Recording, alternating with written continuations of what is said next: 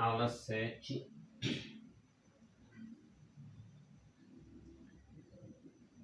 De Geografia.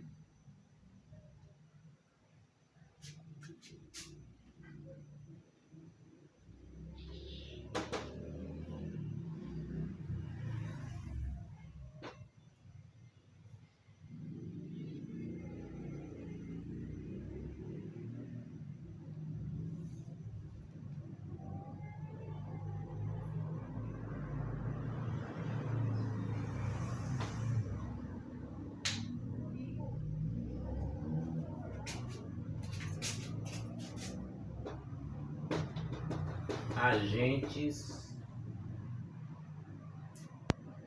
externos.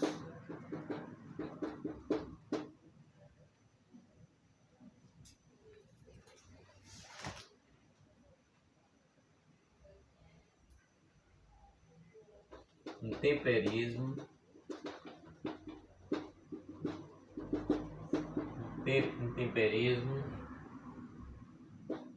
e erosão.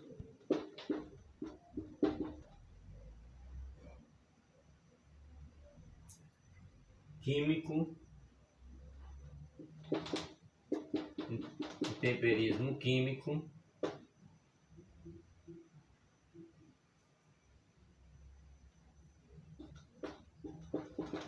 físico,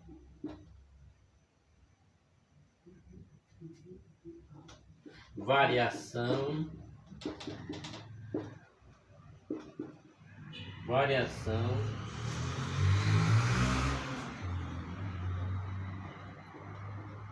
cristalização.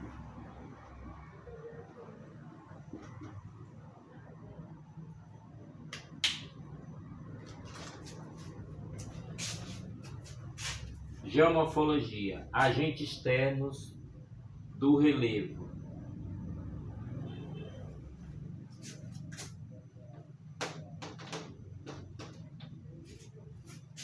Os agentes externos são os elementos que, atuando em conjunto, modificam o relevo da superfície terrestre. A modificação é geralmente lenta, constante, tende a aplanar o relevo. A intensidade com que atuam os agentes externos depende do clima e do tipo de rocha da área, e sua ação engloba 3 fases: erosão, transporte e deposição. Intemperismo e erosão. O termo intemperismo é aplicado às alterações físicas e químicas a que estão sujeitas as rochas na superfície da Terra.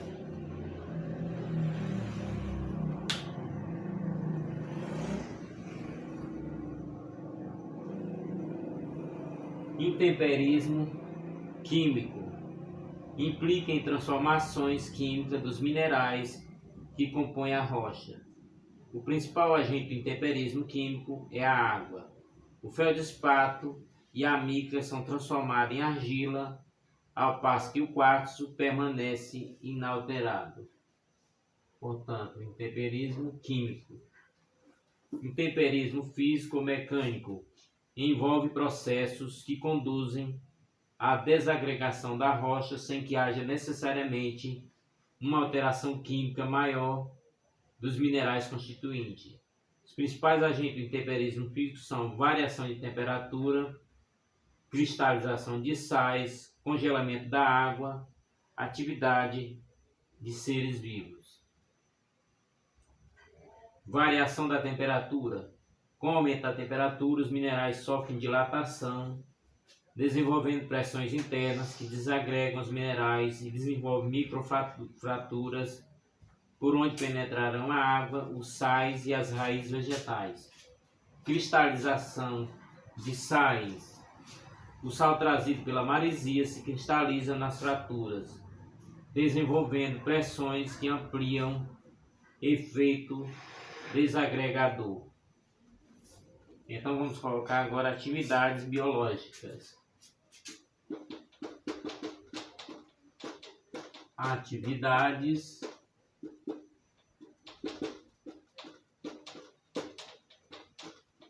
biológicas.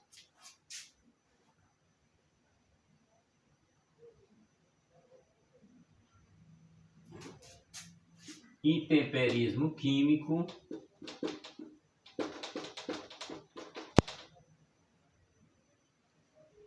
erosão,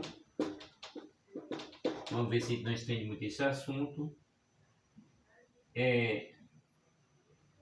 água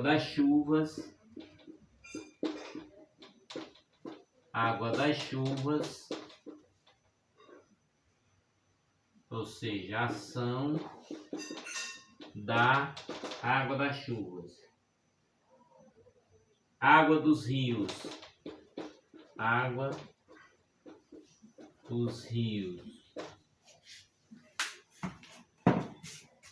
Portanto, é basicamente o que vamos estar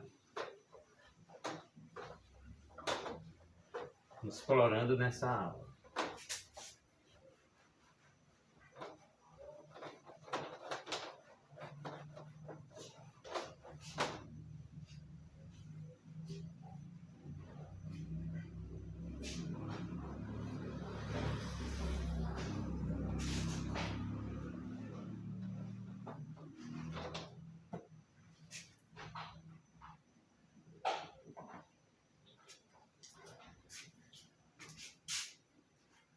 Atividades biológicas, intemperismo químico, a ação das soluções aquosas sobre feldespato e sobre a mica biotita leva à produção de argila e à formação do solo.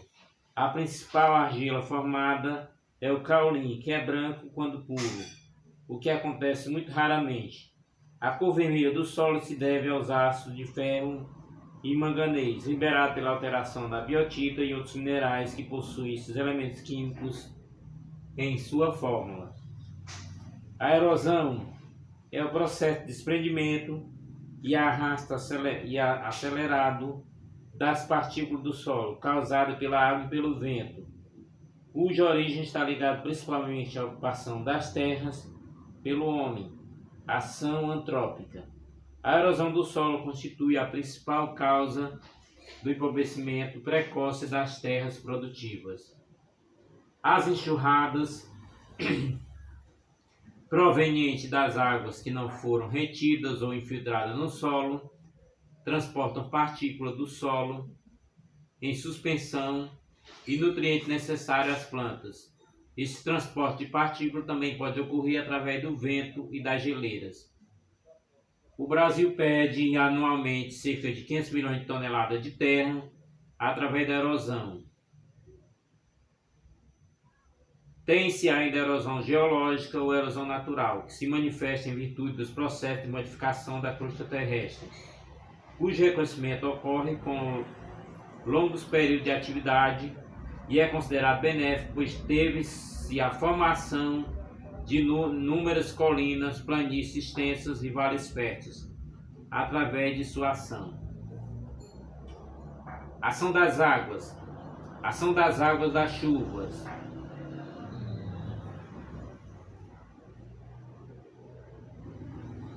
Provoca a lixiviação, ou seja, a erosão do solo devido à queda dos pingos de chuva no chão, lavando e carregando seus nutrientes e sedimentos. A lixiviação do solo é intensa em clima chuvoso, como também nas encostas de montanhas, cuja cobertura vegetal foi destruída por ação antrópica, urbanização, industrialização, agricultura e pecuária. Portanto, a ação antrópica, quem não ouviu falar nesse nome, a ação do homem, ela é antrópica.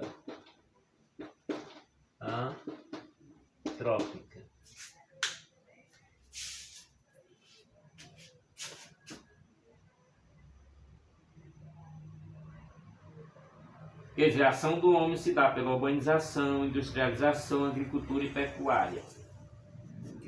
A ação das águas dos rios são os principais agentes erosivos, pois os rios fazem erosão, sendo fluvial, em seus leitos ficando sedimentos em suspensão e sendo transportados até o mar ou em suas margens, ocorrendo o trabalho de sedimentação.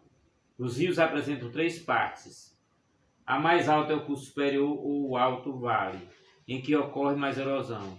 O médio inferior neste encontra-se a foz, e ocorre mais a sedimentação e a formação de planícies aluvionais.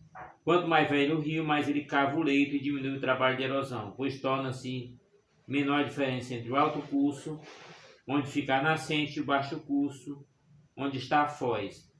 Essa diferença entre nascente e a foz chama-se perfil longitudinal do rio.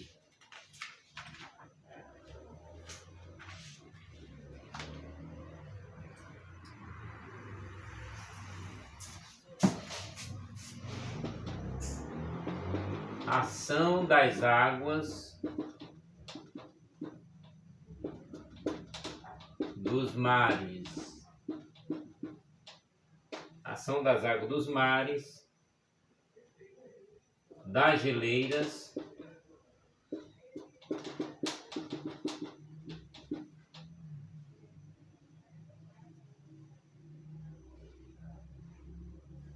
erosão laminar,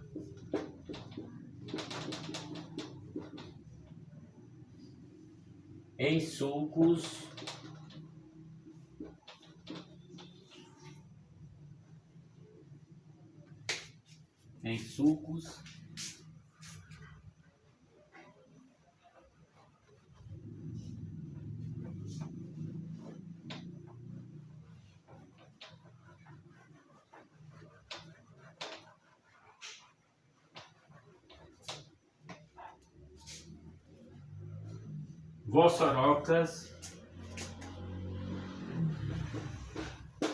vossorocas,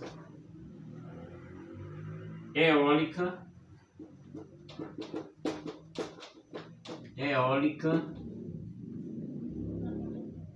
marinha,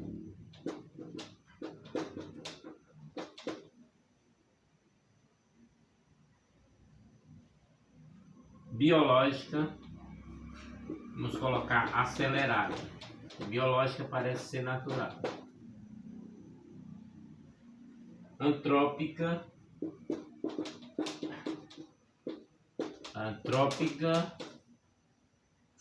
diferencial.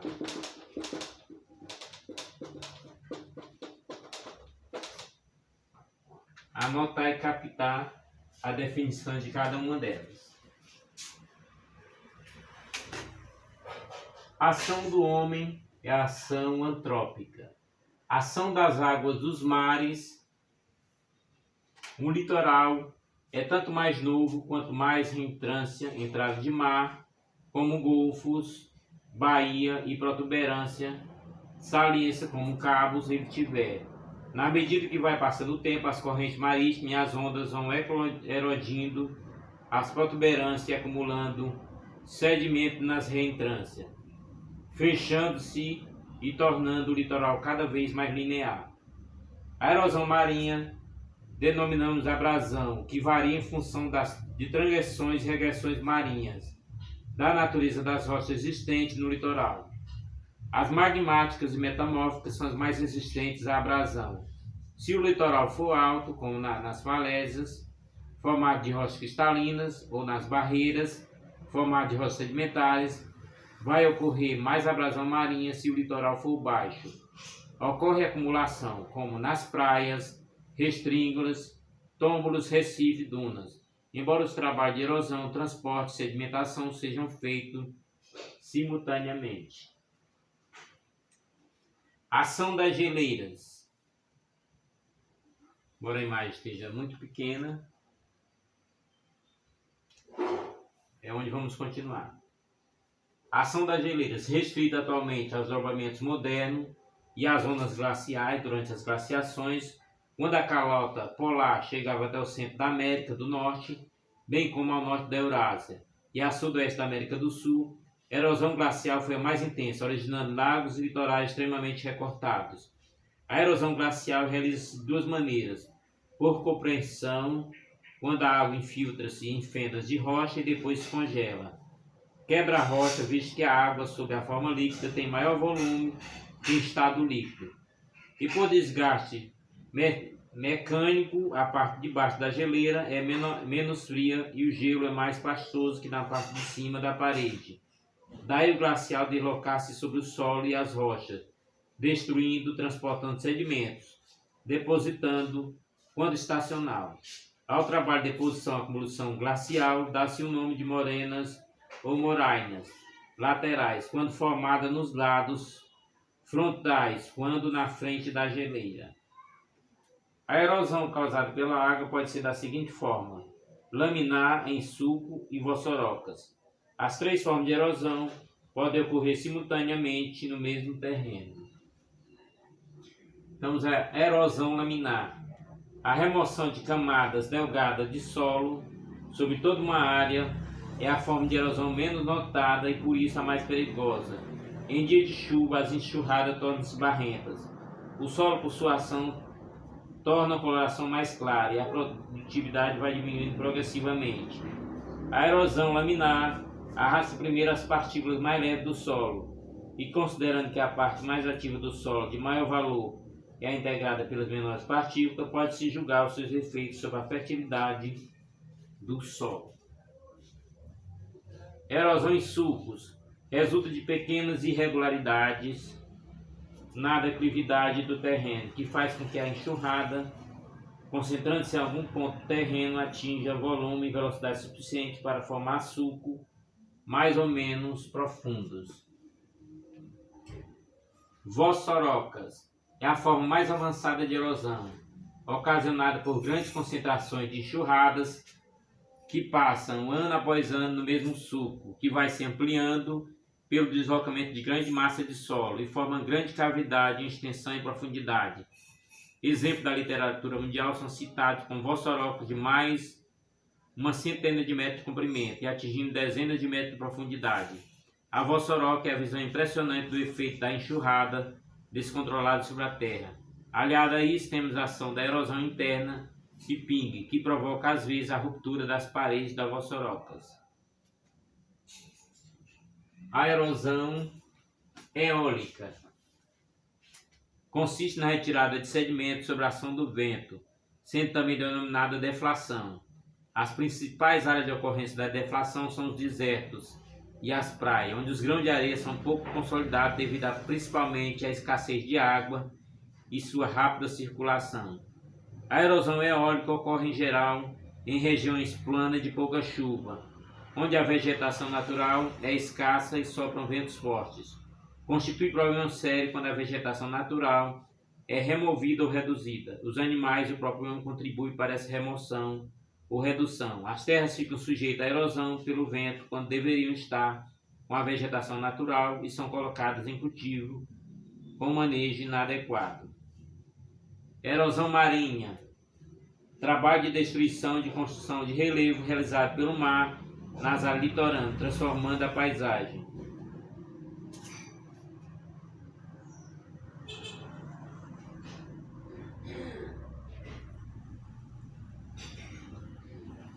Erosão acelerada ou biológica, também chamada anormal, realizada na superfície terrestre pela intervenção humana e de seres vivos em geral.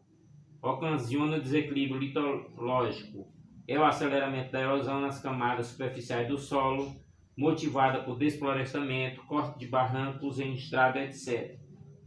Erosão antrópica é definido como desenvolvimento de processos que transformam a paisagem natural após a realização de trabalho feito pelo homem. Erosão diferencial. Diz-se do trabalho desigual dos agentes erosivos ao desgastarem a superfície do relevo. Há rochas que resistem mais a um determinado tipo de erosão e outra menos.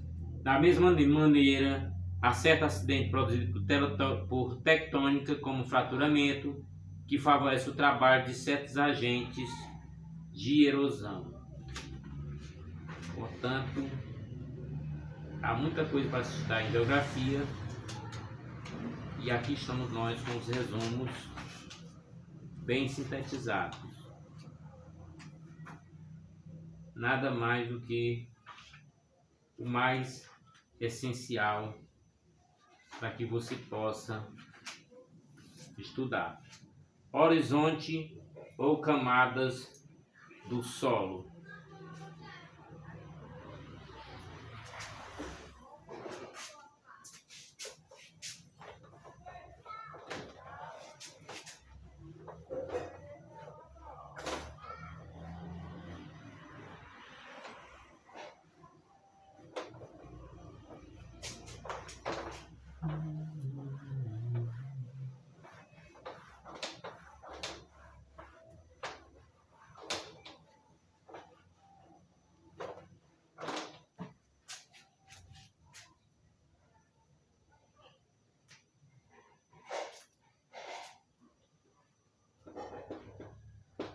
Camadas do solo.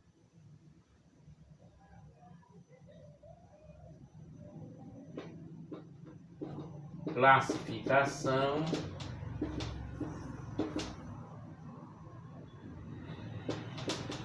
zonais, interzonais,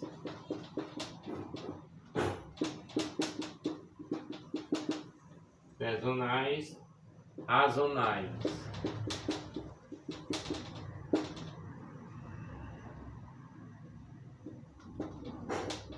Origem, eluviais. Vocês vão saber o que é eluviais, preste atenção. Aluviais,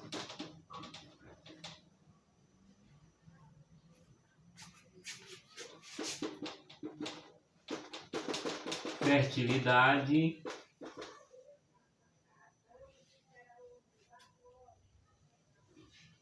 cor, textura.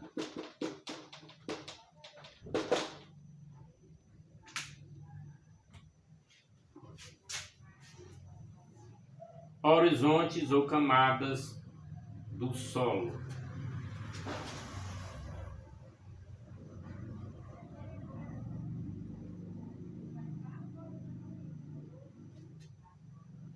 Os intemperismos físicos e químicos atuam diferencialmente, surgindo no solo estruturas ou camadas de aspecto diferente, que chamamos de horizontes do solo ou camadas do solo. O seu conjunto, quando realizado um corte vertical da superfície à rocha, que deu origem ao solo, denomina-se perfil do solo. Características dos horizontes do solo. É o horizonte superficial, contém mais de 20% de material orgânico em diferentes graus de composição. Vamos colocar aqui humus,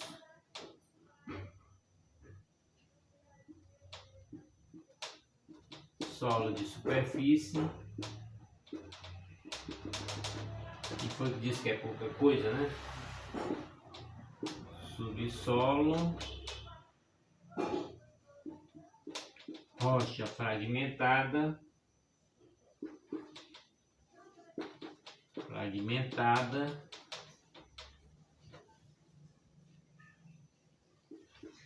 rocha matriz. A rocha inalterada é a rocha matriz. Bem, horizonte, humus. É horizonte superficial, contém mais de 20% de material orgânico em diferentes graus de composição. Solo de superfície.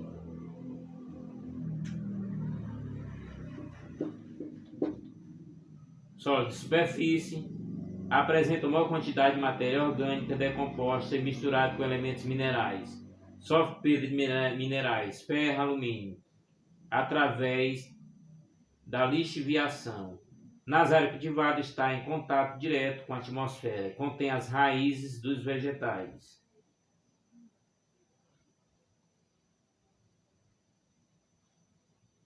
B. Subsolo bastante intemperizado, pouco afetado pela erosão natural e pela ação do homem. Pouca matéria orgânica, muita matéria mineral e cor geralmente vermelha ou amarela. Recebe minerais lixiviados do horizonte A. Horizonte C, rocha fragmentada. Rocha fragmentada, formada pelo material orgânico original do solo, proveniente de rocha matriz.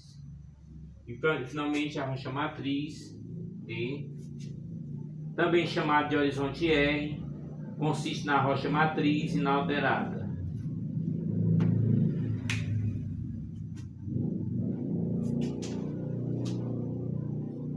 Classificação dos solos.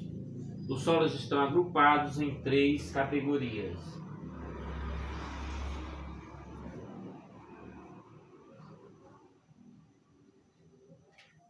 Então já começa aqui. Zonais. São solos que têm sua gênese e formação associada a fatores climáticos. Os principais solos zonais são solo da tundra, podzol, Chernozem, solo do deserto e latossolos. E aí vamos ter os interzonais. Solos cuja característica indica a influência preponderante do relevo local ou da rocha de origem. Como exemplo podemos citar hidromórfico, salino ou alomórfico.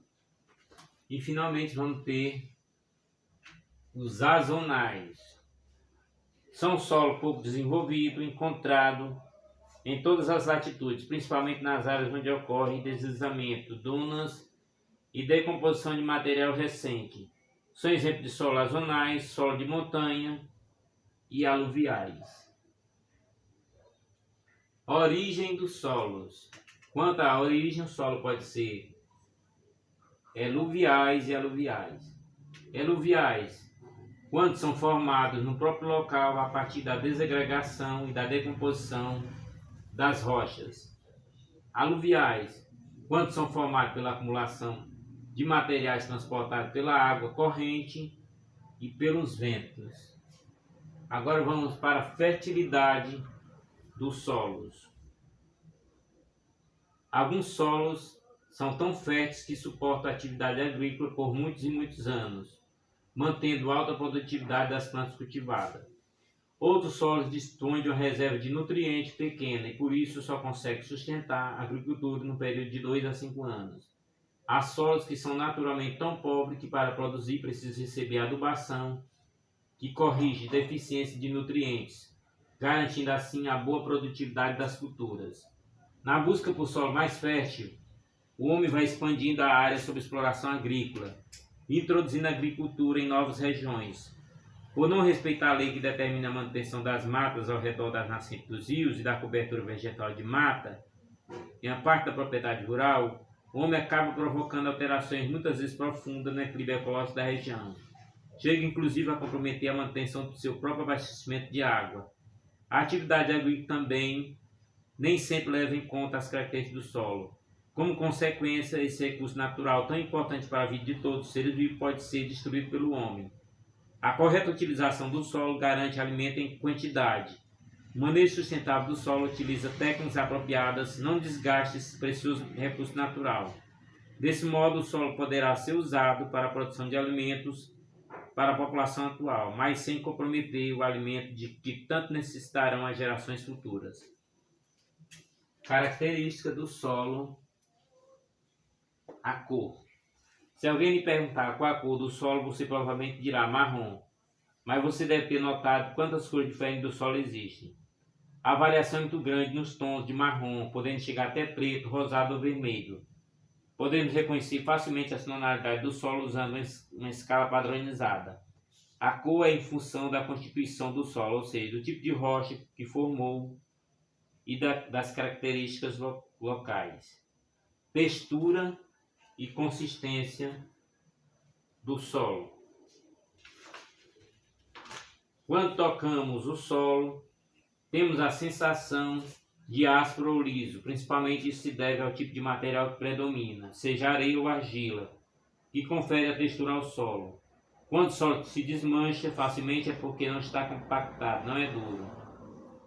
Observe que um solo com muita areia esfarela-se como açúcar, e um solo mais barrento é mais firme. Portanto, ao dizermos que o solo é ou não compacto, estamos definindo a sua consistência. O solo contém substâncias sólidas, água e ar. Substâncias sólidas, partículas minerais, originadas da desintegração e decomposição das rochas. Partícula orgânica, formada por restos de seres vivos ou produtos eliminados por estes. Água é o meio onde os minerais de solo estão dissolvidos. Ar ocupa espaço entre as partículas, permitida a respiração dos micro-organismos e das raízes das plantas.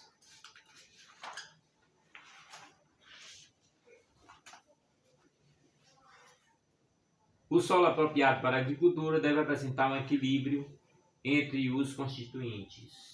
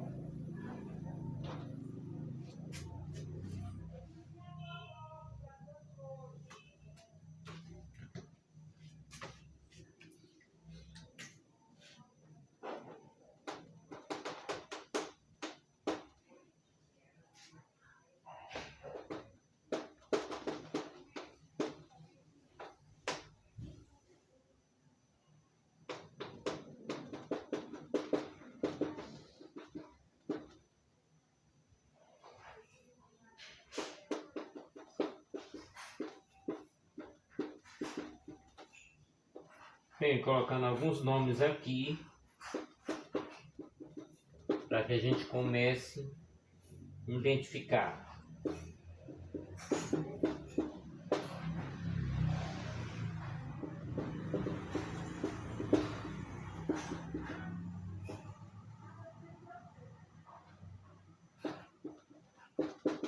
Laterítico.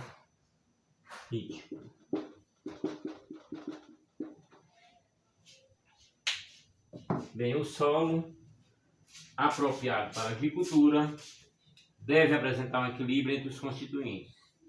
As partículas do solo estão em contato uma com as outras, ou seja, aderida mesmo havendo ar entre elas. A proporção entre os grãos que compõem as partículas, entretanto, variam de solo para solo. Por exemplo, quando dizemos que o solo é arenoso, não quer dizer que só tem areia, mas que a quantidade de grão de areia é maior do que outros grãos. Já no solo argiloso, predomina a partícula de argila em relação às demais. No solo arenoso, o espaçamento das partículas é maior porque as partículas são maiores e, portanto, há mais entre elas. Imagine, por exemplo, um punhado de arroz e outro de farinha. Os grãos de farinha são bem menores que os de arroz. O espaço preenchido por ar é menor e, portanto, permanece mais unidos. Se o espaço é menor entre as partículas, como no solo argiloso, a água fica retida, pois tem mais dificuldade para passar. O contrário se verifica no solo arenoso, em que o espaçamento é maior e, portanto, a água passa mais rapidamente, se infiltrando no terreno. A capacidade de deixar a água passar ou retê-la é conhecida como permeabilidade de solo. As características do solo permitem a comparação e classificação do solo. Os tipos de solo mais comuns são, vamos começar por aqui, arenoso. Contém maior quantidade de areia, é um solo permeável, que não acumula tanta água e por isso forma terrenos secos. Argiloso. Contém maior quantidade de argila. O solo argiloso forma terrenos úmidos porque retém muita água e é pouco permeável. Quando fica seco, pode rachar e quando chove muito, fica encharcado. Agora, umífero.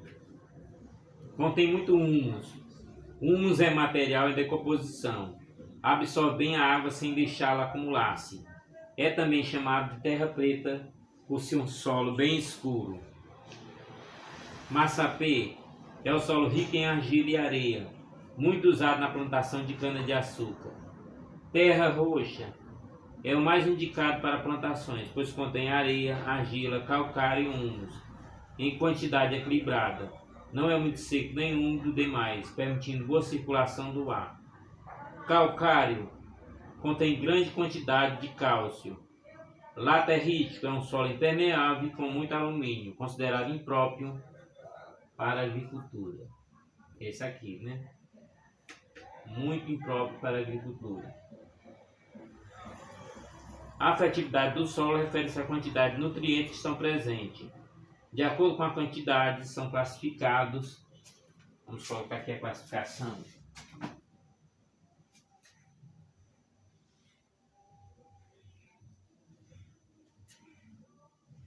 Macronutrientes,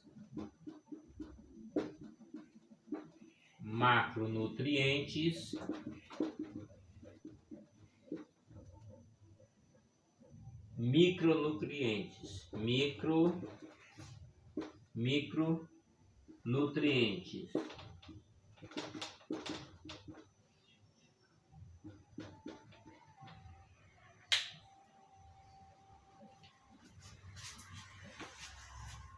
Macronutrientes, nutriente presente em maior quantidade: nitrogênio, fósforo, potássio, cálcio e magnésio. Micronutrientes, nutrientes presentes em menor quantidade: boro, cobalto, cobre, ferro, manganês, molibdênio e zinco. Quando não se encontram no solo, as folhas mostram partes amareladas e se deformam. Podem aparecer torcidas, enrugadas ou encrepadas nas bordas. O nitrogênio é responsável pela cor verde da folhagem e é o principal elemento químico para a formação de proteína. O fósforo ajuda a formar raízes fortes e abundantes, contribui para a formação e amadurecimento dos frutos e é indispensável na formação de sementes. O potássio está relacionado com a formação de talos fortes e vigorosos, além de proteger a planta de enfermidades.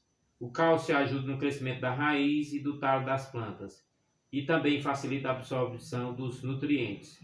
Magnésio é o elemento principal na formação da clorofila, sem a qual as plantas não produzem carboidratos. Aproveitamento do solo. Além de nos sustentar a ser de onde construímos nossas casas, o solo também, através da agricultura, fornece a maior parte dos alimentos que consumimos. Para garantir a produção constante de alimentos, o ser humano precisou investir na agricultura, construir armazém para guardar o estoque de alimentos, desenvolver máquinas para facilitar seu trabalho, como tratores e arados, criar mecanismos de drenagem e irrigação para controlar a quantidade de água e até mesmo escolher espécies mais resistentes ao ataque de organismos considerados pragas, como insetos, fungos, bactérias ou vírus. Através da engenharia genética é possível também obter alimentos de boa qualidade. Em laboratórios, cientistas cruzam indivíduos com características desejáveis para obter descendentes mais produtivos. Mau uso do solo. A utilização incorreta do solo pode gerar série de consequências ao meio ambiente.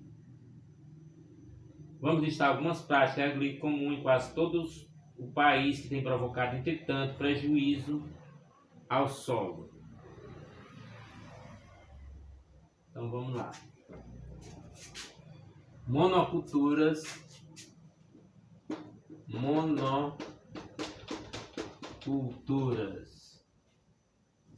desmatamento,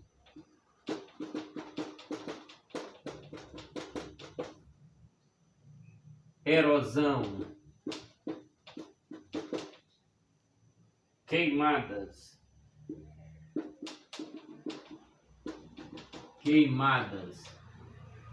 e o extrativismo.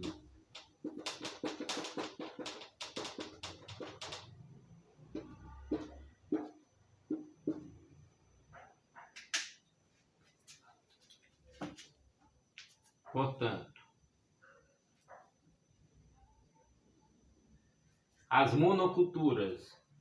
A substituição da cobertura vegetal original, geralmente com várias espécies de planta, por uma cultura única, é uma prática danosa ao solo. Por exemplo, numa área de cerrado podemos encontrar tamanduás, emas e até lobo-guará, sem contar os animais menores.